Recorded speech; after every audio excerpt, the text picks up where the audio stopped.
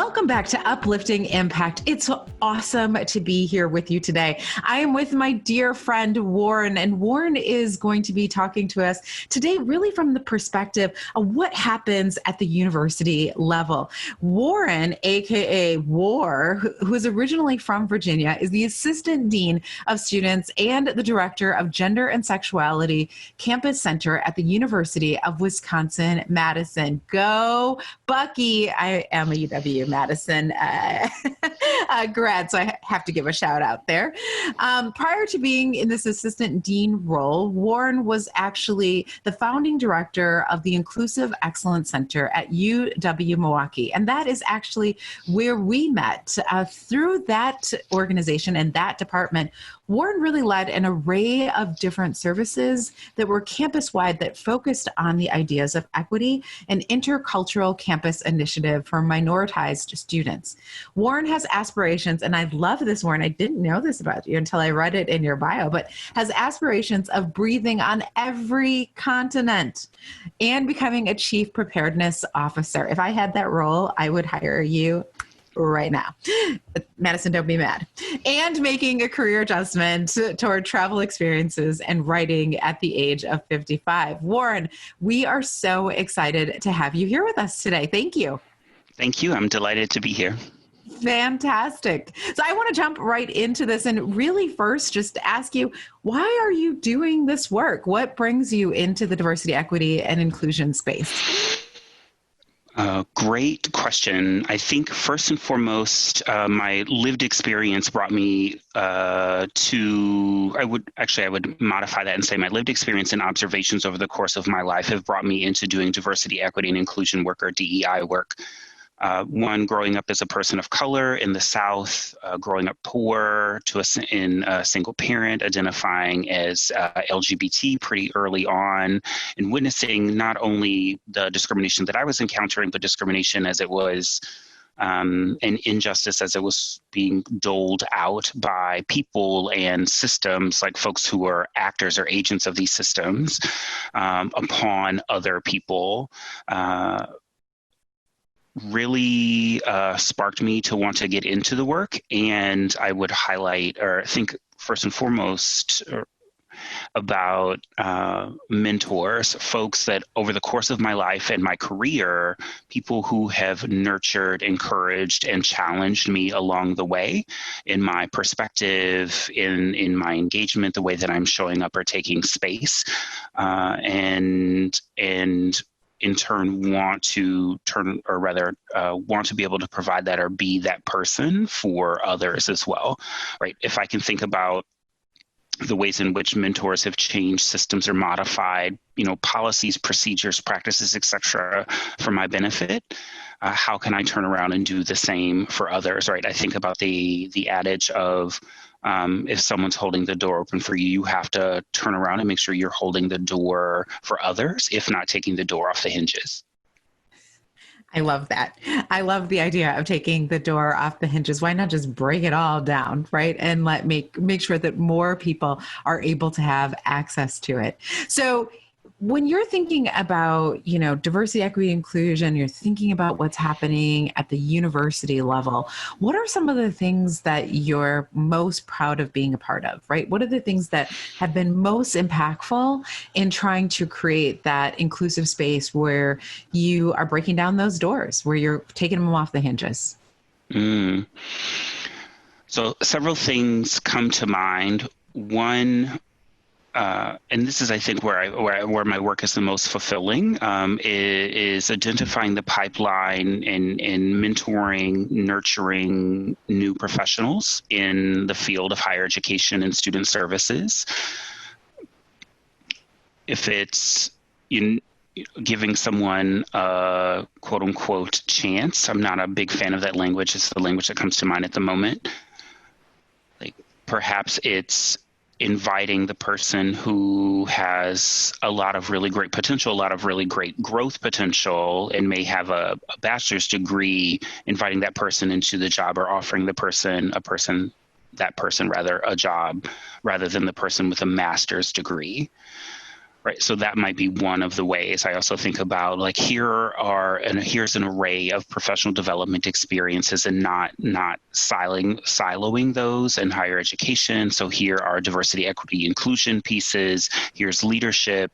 Here is a learning opportunity or leadership opportunity from a completely different industry, if you will. And let's capitalize on that. That would be one. I also, as my role in higher education has become increasingly more administrator, and I have less contact with students directly, right? I have to carve out and intentionally create space to interact with students. Much of my work becomes policy focused. So if it's engaging in policy analysis and factoring in what policy, or rather what populations, particularly vulnerable populations, does this policy help, right? Or what populations is this policy advantageous to? And then on the other side of that, if you will, what populations is this policy and its eventual implementation disadvantageous to, right? They're like, here's this policy that's going to benefit low-income students and students of color, and it will adversely impact first-generation college students or adversely impact veteran students, etc. Right? Like doing a deep analysis on this piece. So doing policy analysis and policy crafting and facilitating or helping higher level administrators interpret policy, and then seeing gaps. So recognizing that not all administrators have the diversity, equity, and inclusion lens to factor in or consider all of the decisions that they are making. One of the things that I engage in questioning convention a lot, right? So just because we've done this way for a very long time doesn't mean it has to continue to be done this way. Why can't we figure out a way that is both culturally responsive, engages cultural humility, and prioritizes the most vulnerable populations that we're intending to serve via our work? And in higher education, that would be folks from economically modest backgrounds, folks who are first generation, students of color, primarily because historically folks of color have been excluded from higher education, right? How many historically and predominantly white institutions are there across the U.S., even though our populations of color across the U.S. are growing extensively. So those are some of the things that I think about, that I engage in. With the new professionals, I think about my work with graduate students and folks that, I've said this before, not to you, friend, but that there are grad students that I have had the great fortune of working with that I am certain at some point in time in my career I will report to. That is so awesome for you to think that way. And I want to break up what you just said into a couple of big takeaways that I wrote down, right? So one, just being an advocate and making sure that you're creating pathways for other young professionals, and pathways that will go beyond where you are, like you just said, so that you can report to the young people that you're mentoring. I think that's just really awesome, and something that leaders should be doing at every levels, but doing it with a diversity, equity, inclusion lens. I don't want to put words in your mouth, but really does push you to think about who are people who are non-traditionally put into these positions where they can get that kind of mentorship. Right? Because everybody needs it. It doesn't matter where you're coming from, but there's some people who are going to get it and some people who are not going to get it, just based off of some of the structures that we have in place. So that is one component of it. And then the other component that you really dove into that I think is very interesting is the policy piece. Now, I didn't know this about you until this call, and it's surprising because we've known each other for such a long time, that your work really started, and you did your master's in thinking about how policy can adversely impact different communities, and making sure that you are prepared in situations to, and I'm not going to say this as well as you can, youre, but I want to make sure that I'm getting, the basic concept, but essentially so that everybody, when there's times of crisis or there's challenges that come up, that you're taking all these different perspectives in mind. And that's one of the roles that you're playing right now at the university. Could you tell us a little bit more about how, in times of crisis, or even times of challenge, or times where you're trying to do some strategic planning, why having this diversity, equity, and inclusion lens is so important? Certainly. So a bit about the role that I'm in right now. So I'm on what is called the planning team, or the planning section, for the Emergency Operations Center at UW-Madison. And essentially the Emergency Operations Center was activated when essentially COVID-19, or the Rona, took hold and upended much of our lives across the U.S. And part of my contribution to the Emergency Operations Center in the planning section is to think about what is going on right now, right? So like gathering all the information, so on and so forth. What is going on in the immediate future? So what do we need to plan for? What things are coming in? What there's a bit of projection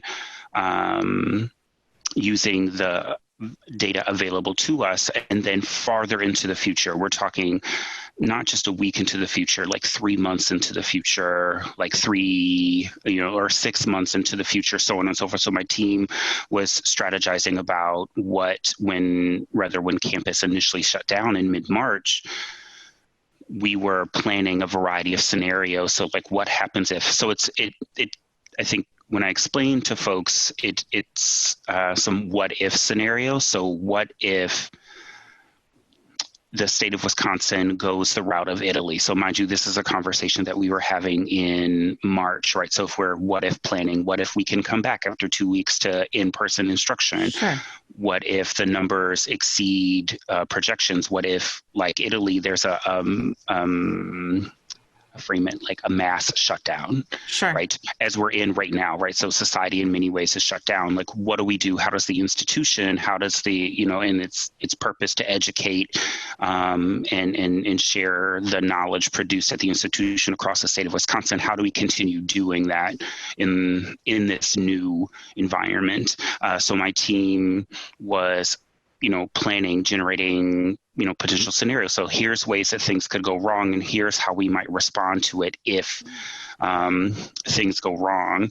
And I strongly feel like, much of that is structured by policy, Sure. right? And if folks, when they are crafting policy, aren't thinking or engaging with it with a DEI lens or with that degree of analysis, there are going to be adverse impacts to vulnerable, marginalized, and minoritized populations, period.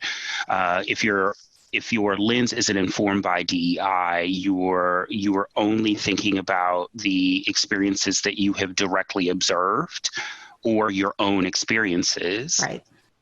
And then effectively generalizing that. So engaging in the DEI piece is instantaneously thinking about, at least in when I was doing some of the emergency planning and what if scenario thinking, part of that planning is acknowledging who's the most vulnerable to COVID-19. And at the time, we didn't have the numbers about the ways in which African-American men were being impacted by COVID-19. What we knew is that folks with asthma, folks with diabetes, high blood pressure, or folks with, as public health literature refers to them as comorbidities, or pre-existing conditions, chronic illnesses, et cetera, were particularly vulnerable to COVID-19. So one of the strategies is then everyone who has chronic illnesses or is at higher risk, for sure, they would not return to campus. Folks who don't have comorbidities or chronic illnesses could return. Right. And this was, again, before everything was shut down. But it's interesting because what you're doing is you're showing not only how the policies can be impacted but how important the data is, right? So part of what it requires, if an institution wants to be responsive and wants to have policies that are going to be effective, you have to also be willing to collect that data. What does your population look like? What are their challenges? Where are the places where one person might be more vulnerable than another, and vice versa, right? Because we all have all of these different mixes. I know in talking to other people, some other things that have come up. Do you have children at home? Would you be caring for a parent? Right? These are all questions that are very, very mixed into who we are as individuals, and that that false frame of, you talked about doors in the beginning of this podcast, like breaking them down, but there's also this like weird idea that when you walk through the threshold of your work door, you all of a sudden lose everything that you had in your outside door, right? And that's not the case. That's not how human beings function. We are the same inside as we are outside. But sometimes creating that false divide, that false door, and not getting the data that we might need to be able to be effective in our policy can really, put organizations at a place where they can't respond appropriately. Agreed. I mean, I often think about, and even when you are, and I think that you are getting at this, even when organizations, whether an institution of higher education, a K-12 school, or a nonprofit, when we are collecting data, we have to, in the construction of the tool, whatever we're using to collect data, if they're focus groups or a survey of some kind, should be engaging with a DEI lens then, right? That like, what ways, like who's going to respond this? Who's our ideal population? And the way that we're crafting this, is this the best route to get to that population? In my master's program, we ended up doing a variety, or rather, in my own master's research, we did a variety of data collection strategies because we were trying to get to and engage with vulnerable populations in particular. So limited English speaking, recent immigrant populations from Central America and Southeast Asia to the Metro Milwaukee area, that surveys aren't going to do it, right? That like, we can't assume literacy in particularly English, and we can't assume literacy period, or what level of literacy, like focus groups. And then who are you going to have translate in their variety of dialects? Are you going to have enough translators for the variety of dialects and things of that nature? So there's a richness there to the story, no matter how you're gathering the data. And I think about this in my practice, if it's quantitative or qualitative data, right? And all data to me is valid, right? So not only quantitative, and that qualitative data comes up in a variety of ways. So me sharing my personal story is a data point, right? The like folks' lived experience. I think about the ways that we learn to navigate the world. We don't only learn to navigate the world via like research articles through publishing, right? That like we learned by doing, right? Like I know that the stove is hot because I touched it as a little kid, and the stove is hot, right? So like I learned that, like I didn't learn that from. You learn it's hot. Everybody says yes, like, yes, it can't be hot. Yes, hot. exactly. Right. That it's blending those two. So approaching the data with a DEI lens, and then when the data is available to you, one, I think about the people that you gathered the data from, invite them in to help you interpret the data, right? Invite them to interpret the data. And when you blend quantitative and qualitative, you are getting a richer, or a more, as I like to think of it, a more textured story, right? Like it's not just breadth, it's depth. And then there is texture to the story when you are blending and inviting folks in to interpret. So in my own work, we collect data on students via surveys and focus groups. We will also, to add to that, look at what students are putting out in the world. So what they are posting on Instagram and or Twitter, and we pull from that and look at these visuals, because those also add texture.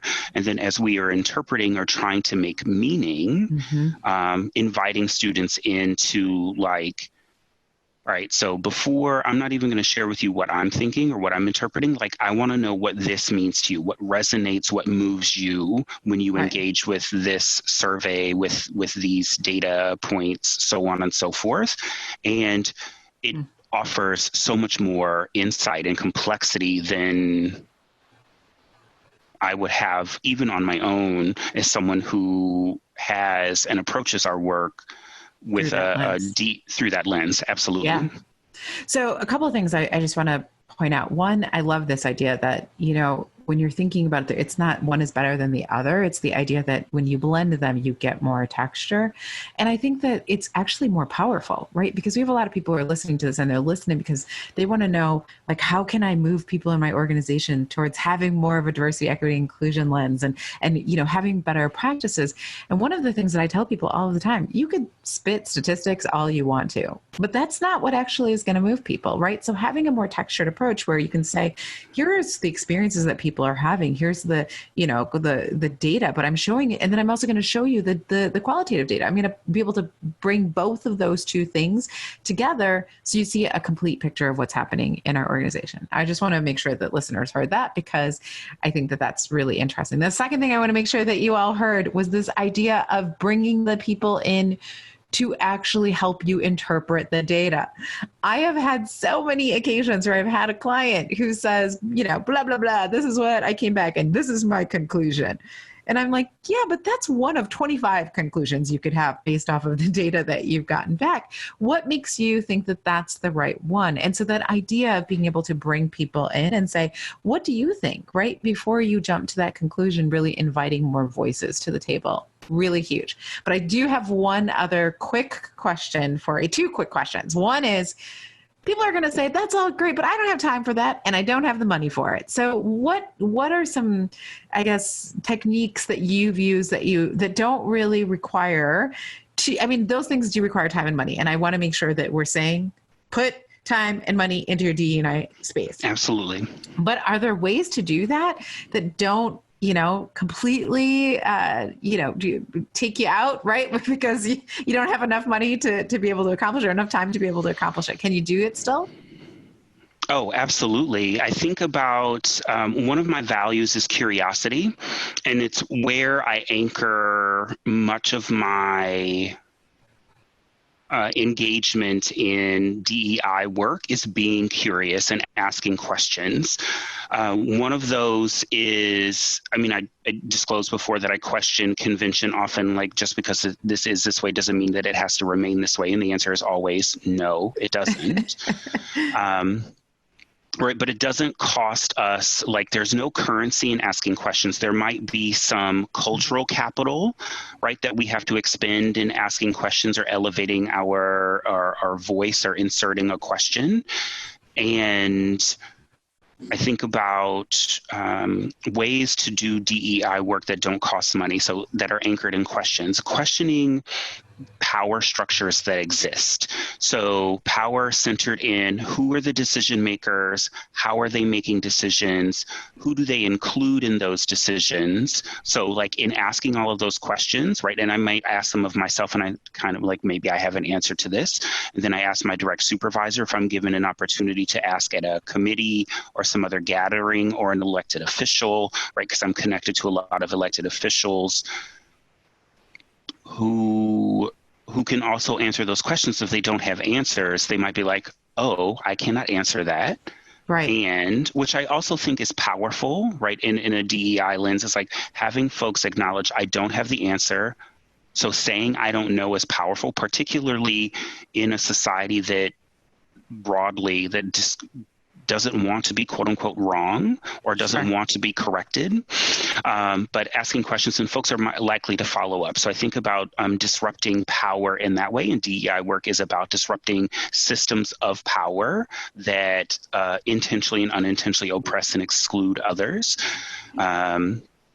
I think engaging in a power analysis around, so decisions, who's going to be impacted by this decision, by this investment of resources, and resources defined broadly. So not just money, it could be where you're investing staff time, where you're putting your limited technology resources, things of that nature. Sure.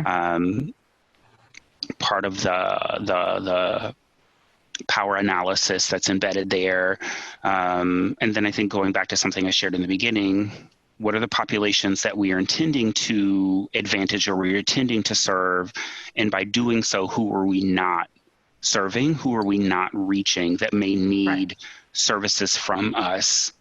in a more profound way, or we've been doing this very generalist practice. So I think about my own work at UW-Madison. We've been doing this very generalist practice about like, here's what we're going to do. We're going to work to change campus climate, and we're going to do that via programming and invite students into spaces to build community, to cultivate a sense of belonging, which are all important for marginalized and minoritized folks to feel like we belong in a space.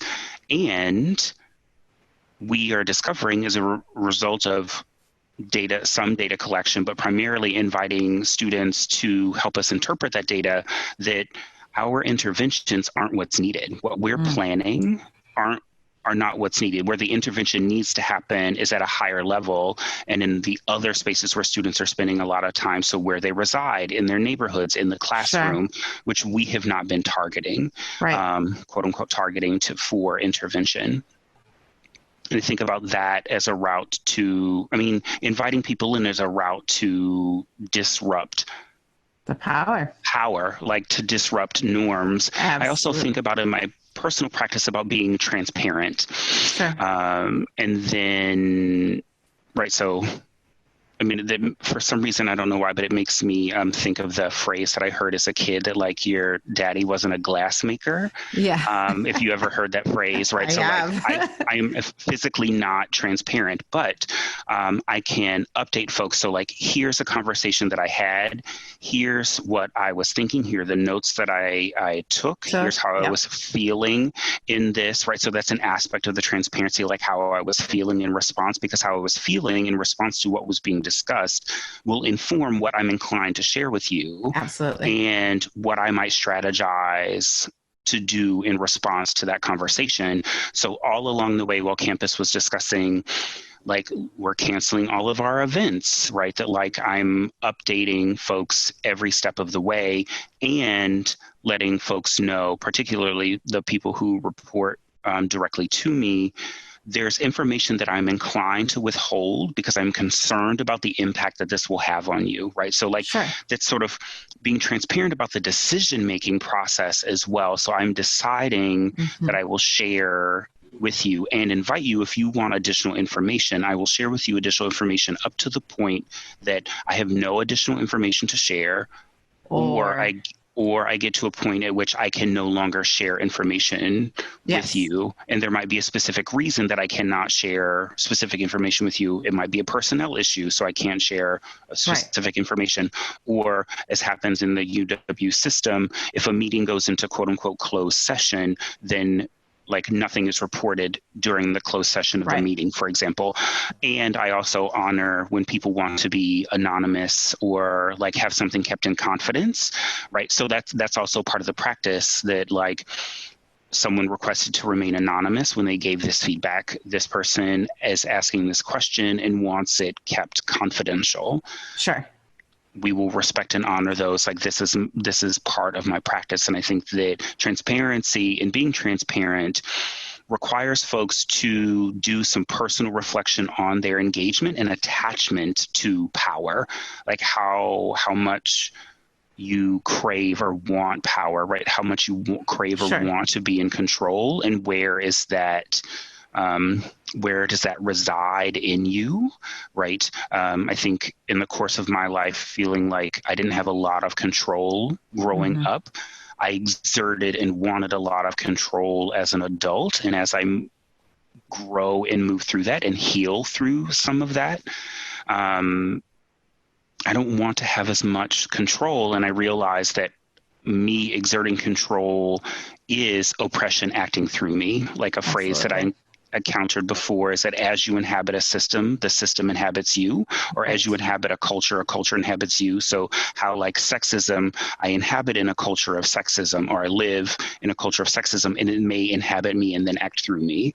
Similarly with like white supremacy, classism. Exactly. Got to shut that down. I think that you're right. I think being transparent and saying like, I'm still working on this, and being humble, saying, I don't know how, this is going to work out, but here's where I'm at. Here's here's what I'm feeling, here's what I'm thinking, here are the questions that I still have. And you just mentioned three things that are totally free: being transparent, bringing people in, and asking questions. That those are three things that are essentially free. Some social capital might be incurred, but they're essentially free, and they're all things that we can be doing in our DEI practice. Well, I know Absolutely. this is at the end of the time that we have together, but I know that there's going to be people like me who want to stay connected with you. So what's the best way to do that? So folks can email me at warren.scherer, warren.scherer at wisc, wisc.edu. You can also find me on Instagram, Twitter, and Facebook. I use my full name on all of those. My Twitter and Instagram handle is at Warren A. Scherer, and you can find me there. Also really great ways to cackle with me throughout the day. Absolutely. Well, it is so awesome to see you, to hear you, to learn from you. I'm so glad that we have so many young people and so many young professionals who are going to be able to rub elbows with you as they grow into the wonderful leaders that they're going to be, because I know that you're changing in a complete other generation as you're thinking about how you're shifting this power. And I'm delighted to have you as a friend. I'm delighted to have you as somebody I can look up to. And I'm also I feel like I'm a mentee. Can I be a mentee? I want to be in that. I feel the reverse is true. I'm consistently inspired by you and marvel at what you are doing and the ways you are contributing to and giving back to communities. Well, thank you. Well, we have mutual love then. But I just want to say thank you. Glad to have you, friends who are listening and watching. I just want to say thank you so much for participating again in Uplifting Impact. I know that if we continue to push this conversation, if we continue to be vulnerable, if we continue to be transparent, if we continue to use our social capital to ask questions, to show up, to really think about strategy with this perspective, we can completely change the way that we are including other people in the world. And we can just make it better. Let's do it. Thanks. Can't wait to see you on the next show. Yes. Bye.